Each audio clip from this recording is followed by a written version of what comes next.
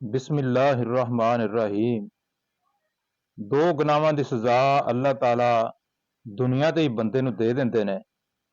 ਉਹਨਾਂ ਦੇ ਵਿੱਚ ਪਹਿਲਾ ਗੁਨਾਹ ਇਹ ਆ ਵੀ ਜਿਹੜਾ ਬੰਦਾ ਕਤਲ ਕਲਾਮੀ ਕਰਦਾ ਹੈ, ਰਿਸ਼ਤੇਦਾਰੀਆਂ ਤੋੜ ਦਿੰਦਾ ਹੈ ਤੇ ਰਿਸ਼ਤੇਦਾਰਾਂ ਨੂੰ ਕਹਿੰਦਾ ਹੈ ਵੀ ਤੁਹਾਡੇ ਨਾਲ ਮੇਰਾ ਜੀਣਾ ਮਰਨਾ ਖਤਮ ਹੋ ਗਿਆ ਹੈ, ਨਾ ਅਸੀਂ ਤੁਹਾਡੇ ਘਰ ਆਉਣਾ ਨਾ ਤੁਸੀਂ ਸਾਡੇ ਘਰ ਆਉਣਾ, ਜਾਂ ਆਪਣੇ ਦੋਸਤਾਂ ਨਾਲ ਕਤਲ ਕਲਾਮੀ ਕਰ ਲੈਂਦਾ ਹੈ, ਜਾਂ ਆਪਣੇ ਮਾਂ ਪਿਓ ਨਾਲ ਜਾਂ ਭੈਣਾਂ ਭਰਾਵਾਂ ਨਾਲ ਕਤਲ ਕਲਾਮੀ ਕਰਦਾ ਹੈ।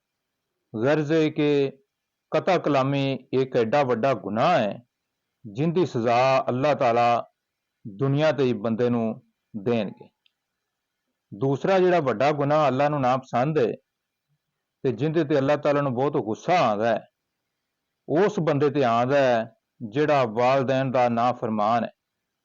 ਜਿਹੜਾ ਬੰਦਾ ਵਾਲदैन ਦਾ ਨਾ ਫਰਮਾਨ ਹੈ, ਅੱਲਾਹ ਤਾਲਾ ਉਸ ਨੂੰ ਦੁਨੀਆ ਤੇ ਹੀ ਰਸਵਾ ਕਰਨ ਦੇ। ਪਹਿਲਾ ਗੁਨਾਹ ਕਤਲ ਕਲਾਮੀ ਤੇ ਦੂਸਰਾ ਗੁਨਾਹ ਜਿਹੜਾ ਵਾਲदैन ਦੀ ਨਾ ਫਰਮਾਨੀ। अस्सलामु अलैकुम।